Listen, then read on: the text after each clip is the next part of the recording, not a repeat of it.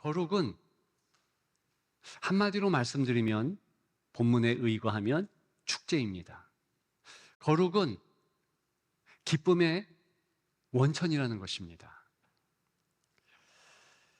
스가랴가 쓰여진 당시 시대는 어땠을까요? 기쁨이 없었습니다. 포로민으로 끌려왔다가 돌아왔는데 10년, 거의 20년이 지난 터였습니다. 여전히 힘들고 여전히 어렵고 처음에 가졌던 성전 건축의 그 열정 이미 식어졌습니다. 메시아가 오면 이렇게 될 것이다. 메시아가 오면 하나님의 은혜가 넘칠 것이다. 스가랴서 전체가 메시아에 대한 예언으로 이루어집니다. 그 핵심은 오늘 끝자락, 오늘 본문에 있는 것입니다. 우리 시대 또한 스가랴 시대처럼 기쁨이 없고 참된 평강이 있지 아니한 그런 시대라 일컫고 있습니다. 과연 거룩을 통하여 우리에게 주시는 하나님의 참된 기쁨은 어떤 것일까요? 정말 하나님의 기쁨을 우리는 그 거룩이란 단어를 통해서 이룰 수 있을까요? 함께 살펴보기를 소망합니다. 첫째, 거룩은 초대받은 기쁨이라는 것입니다. 오늘 본문 16절에 보면 파격적인 초대가 나오고 있습니다. 예루살렘, 하나님의 성전이 있는 곳에 모이도록 하는데 거기에 초대받은 이들이 있다는 것입니다. 이방인들 가운데서 눈에 띄는 이들이 16절에 기록되어 있습니다. 원수들입니다. 이들은 일찍이 이스라엘 멸망에 일조했습니다. 일찍이 힘들게 하고 어렵게 했던 그런 민족이었습니다. 그런데 오늘 본문에 의거하면 이것은 하나님께서 부르시는데 정말 자격 없는 이들을 부르신다는 그런 내용입니다. 주 예수 그리스도께서 자격 없는 자에 대한 부르심에 대하여 말씀하십니다. 소위 큰 잔치 비유, 혼인잔치의 비유라고 일컫는 그런 곳들이지요. 읽어보면 초대받은 손님들이 있습니다. 오지 않아요. 어떻게 합니까? 이제 잔치를 배설한 이가 길거리 산 울타리라도 나아가서 아무나 데려오라. 데려온 이들이 가난한 자, 맹인, 저는 자, 몸 불편한 자, 닥치는 대로 오게 합니다. 오늘 본문에 원수들 부르지 않습니까? 똑같이 자격 없는 자들을 하나님께서 불렀다. 그런 면에서는 동일하다는 것입니다.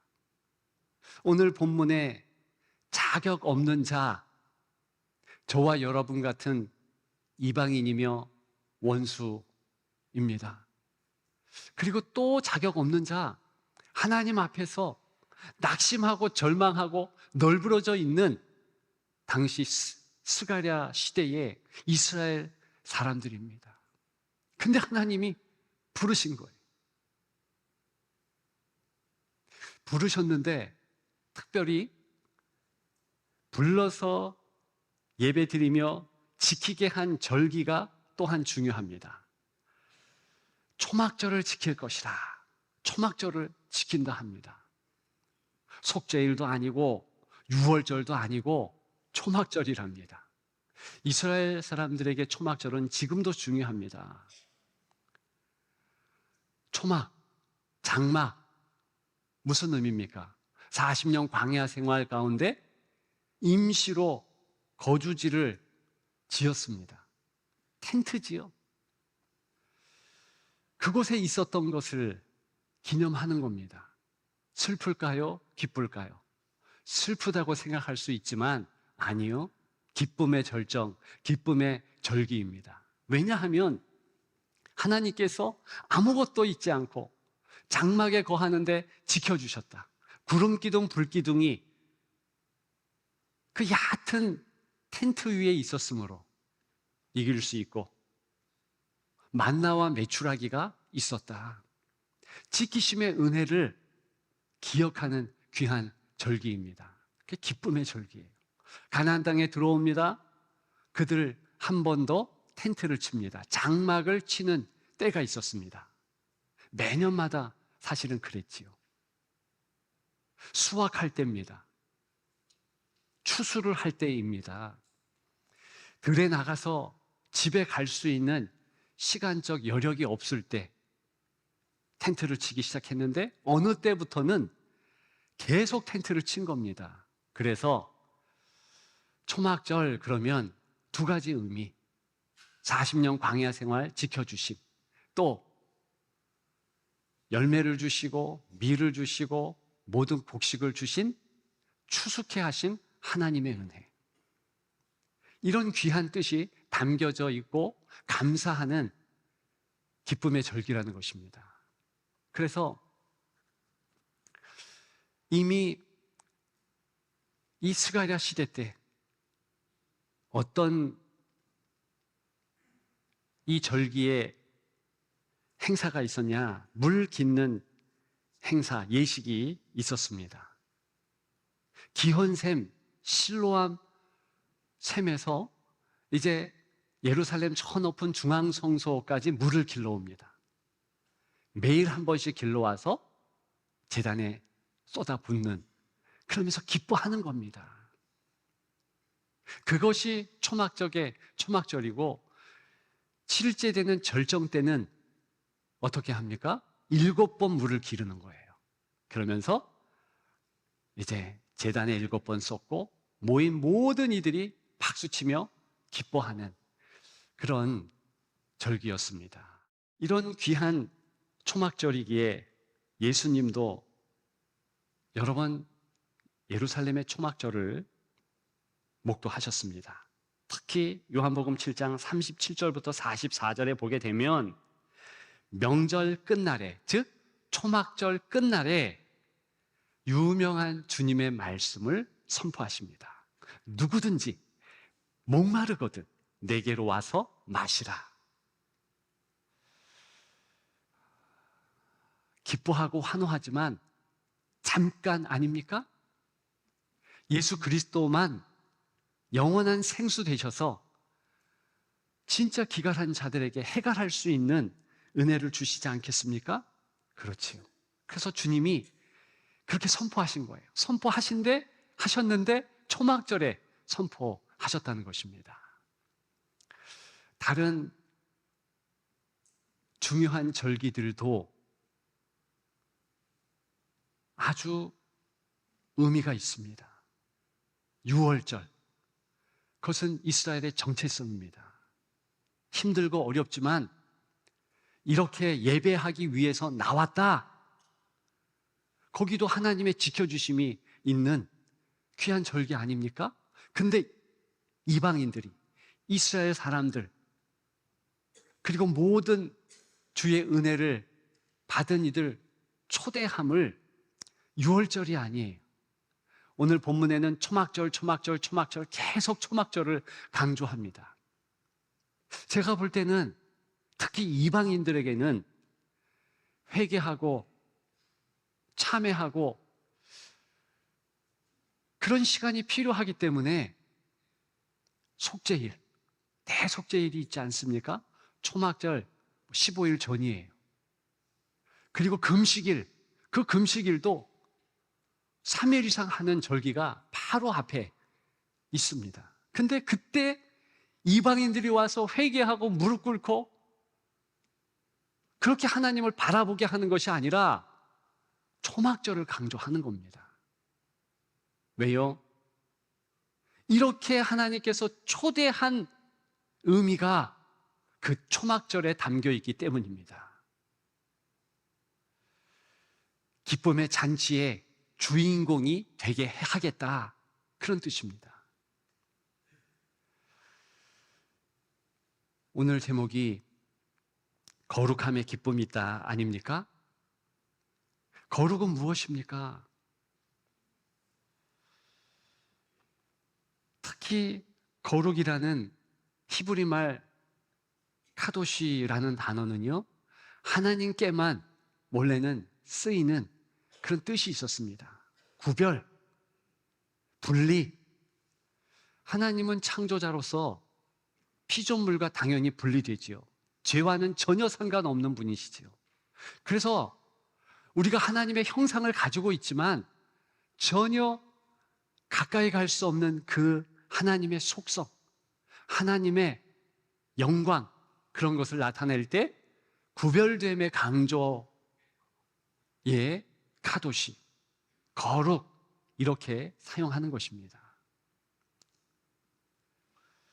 그 거룩, 하나님께서 혼자 거룩하시고요, 하나님께서 홀로 거룩하신 그 모습 때문에 영광을 받는 것입니다. 우리가 거룩할 수 있을까요? 내가 거룩하니 너희도 거룩하라, 이렇게 명하셨지만, 그래서 거룩한 장소, 거룩한 음식, 거룩한 삶, 이런 것들을 말하신 것은 분명하지만 실은 그것들 때문에 거룩하게 되는 것이 아니고, 사실 거룩하신 하나님께서 함께 하실 때 인생은 거룩하게 되는 것입니다. 그런 면에서 보면 오늘 본문에 그 거룩하신 하나님께서 직접 초대하셨다는 거 아니겠습니까? 우리 예수 그리스도는 더 나가셔서 목마른 자 내게로 와라, 값없이 포도주와 젖을 사라, 심지어는 수고하고 무거운 짐진 자들아 다 내게로 오라, 내가 너희를 쉬게 하리라. 수고하고 무거운 짐진 자라는 말 자체가 죄인 아닙니까? 거룩에서 배제된 자 아닙니까? 그런 이들을 콕 집어서 오라 하셨다는 것입니다. 오늘 본문의 의미는 거기에 있는 거예요. 그렇다면 하나님 때문에 우리는 거룩하게 되는 것이지요. 오늘 본문은 메시아 오시기 이전에 쓰인 구약의 대표적인 메시아를 대망하는 그런 본문입니다. 그런 성경이지요. 메시아가 오실 것을 기대하면서 우리가 지금 소망하고 우리가 지금 기쁨을 갖자, 이렇게 말했는데도 사실은 먹혀들었습니다. 다시 새 힘을 찾고 능력으로 살 수 있었습니다. 넉넉히 이길 수 있었다는 것이죠. 그렇다면 주 예수 그리스도께서 이 땅에 오신 이후를 사는 신약 성도인 저와 여러분들은 당연히 더 기쁨의 삶을 살아내야 하는 것입니다. 두 번째, 거룩은 자유를 누리는 기쁨이지요. 20절과 21절, 특별히 21절 상반절에 보게 되면 너무 흥미로운 표현이 있습니다. 말 방울과 모든 솥에 여호와께 성결이라는 글이 새겨진다고 선포합니다. 사실은 말 방울, 거기에 여호와께 성결, 그리고 21절 모든 솥이 여호와의 성물이 될 것, 이렇게 기록되어 있지만 사실 같은 뜻입니다. 지금 여호와께 선결이라는 카도실라 아도나이라는 이 표식은 반드시 대제사장만 이제 갖고 있는 표식입니다. 그런데 오늘 본문에 보게 되면 말 방울까지 여호와께 성결, 예루살렘의 모든 솥들의 여호와께 성결, 이렇게 쓰여 있다는 것입니다. 말 방울, 이 말은 당시 어떤 것을 상징했을까요? 전쟁이지요. 그리고 상업, 세속적 영역을 통칭할 때 말방울, 그 말방울이 울린다 그 자체가 소위 재수가 없고 거룩하지 않은 대표적인 공간, 대표적인 분위기, 그것을 말하는 것입니다. 근데 오늘 본문에는 그 말방울이 이제는 거룩한 통치 아래 있어서 거룩의 장소가 되고 거룩의 공간이 된다는 것입니다. 놀라운 내용 아닙니까? 더 나아가서 20절에 보게 되면 처음에는 여호와 전에 있는 모든 솥이 제단 앞에 주발과 다름이 없다, 거룩하게 된다, 그런 의미예요. 그런데 21절에 보게 되면 예루살렘과 유다의 모든 솥이, 그러니까 성전의 어떤 솥뿐만이 아니라 모든 공간의 솥들이 여호와의 성물, 여호와의 성결이라고 표식을 갖게 된다, 이런 의미입니다. 다시 얘기해서 이제는 세속적 영역, 거룩한 영역, 이 이분법적인 구분이 없어진다는 거예요. 예수 그리스도를 통하여서, 메시아를 통하여서 이제는 예수를 믿는 자, 성도들이 거하는 모든 곳이 거룩한 곳으로 바뀐다는 뜻입니다. 그러면 이제는 우리는 일상에서 자유를 누릴 수 있습니다. 스가랴 시대에, 그리고 모든 시대에 이스라엘 사람들은 율법이 중요했습니다. 하나님 앞에 나아가려면 율법을 지켜야만 했습니다. 할 일, 하지 말아야 될 일. 그래서 특별히 일상의 활동들을 조심했습니다. 주일날에, 안식일이죠, 1000m 바깥에 나가지 않도록. 안식일뿐만이 아니라 모든 날들에 본인들의 몸과 마음이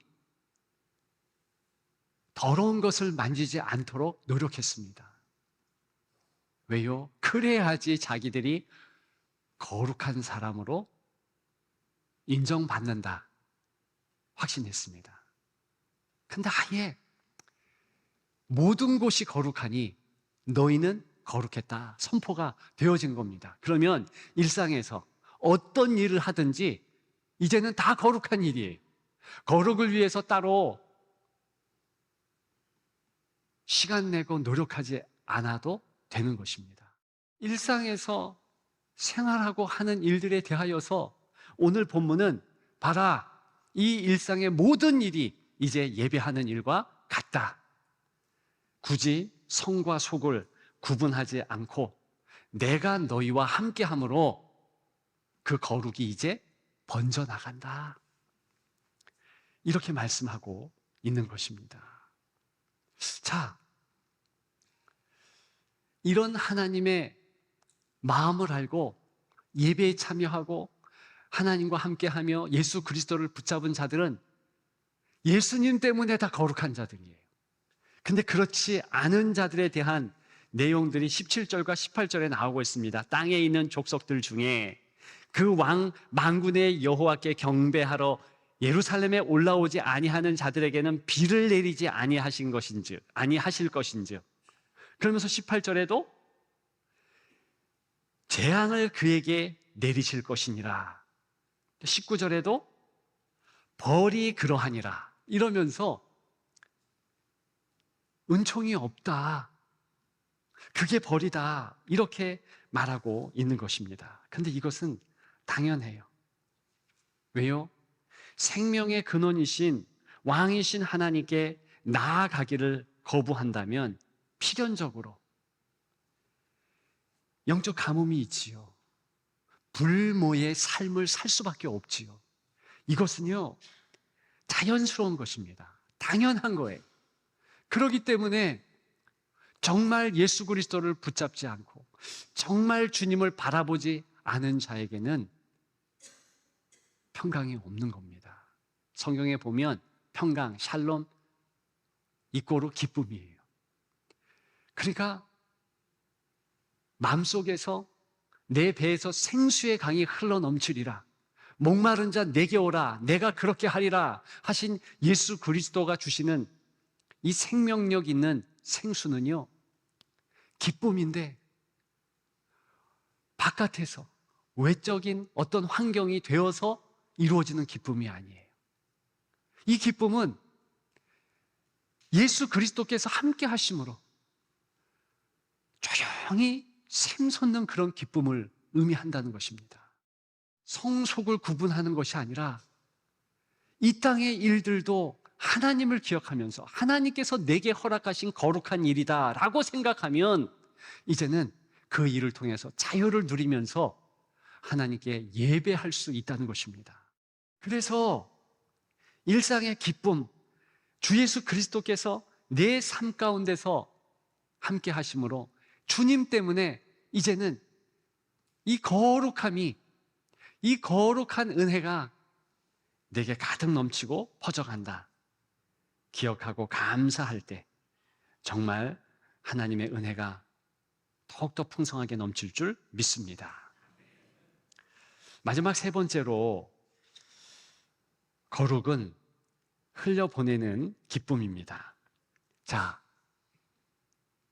이제 주님이 초청하셨어요. 일상 또한 주님이 함께 하심으로 거룩의 공간으로 만들어 주셨습니다. 그러면 저와 여러분들은 어떻게 해야 할까요? 이제 그 주님께 감사하며 주님과 함께함의 기쁨에 이제는 세상으로 남들을 향하여 나아가야 한다는 것입니다. 이게 흘려보내는 기쁨이에요. 하나님께서 우리에게 넘치도록 주시는 한 가지 이상은 있습니다. 어떤 이는 지혜, 어떤 이는 봉사, 어떤 이는 정말 음식을 잘하는 그 솜씨. 오히려 오늘 본문에 의거하면 내가 가진 것을 이렇게 나눌 때, 그 물질, 소유물, 그것을 이렇게 퍼줄 때 더 하나님께서 관심 가져주시고 땅에 기름진 것을 더 주신다는 것, 오늘 본문에도 담고 있는 내용입니다. 그래서 내 집의 솥에 뭐 밥이 됐든 어떤 음식이 되었든 그렇게 만들어서 이웃과 나누는 것, 그때 하나님의 따뜻한 사랑이 우리의 나눔을 통해 흘러가고 그것을 보는 성도는 당연히 기뻐하죠. 내 안에 계신 주께서 기뻐함으로 기뻐한다는 것입니다.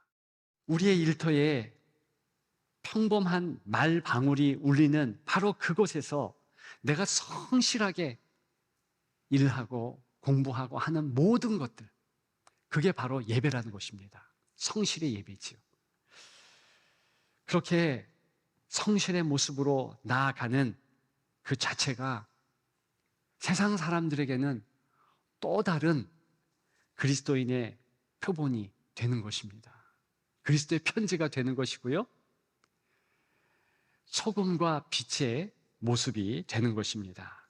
그렇게 살아내는 여러분들 되시기를 주님의 이름으로 축복합니다. 이제 말씀을 마치고자 합니다. 21절 하반절에 보게 되면 가나안 사람이 다시 있지 아니하리라 그랬습니다. 1차적인 뜻은 부정한 사람들을 의미해요. 부정한 상인들, 그런 뜻을 갖고 있습니다. 근데 이런 부정한 이들이 없어지게 하는 것은 하나님께서 그렇게 하신다는 거예요. 예수 그리스도께서 그렇게 하신다는 거예요. 우리가 정말 거룩이 기쁨의 이제 원초, 그리고 기쁨의 원인이라는 것을 기억하시면서 이렇게 행동하고 노력할 때 어떻게 되는가? 하나님께서 다 거룩한 사람들로 만들어 주신다는 것입니다. 우리의 공동체나 우리의 가정이나 어떤 곳이 되었든 그곳에 하나님의 은혜로 가득 채워주시고 넘치게 하신다는 것입니다. 그것을 기억하시면서 거룩함에 기쁨이 있는 것을 한 번 더 마음에 새기며 신앙생활 하시는 여러분들 되시기를 주님의 이름으로 축복합니다.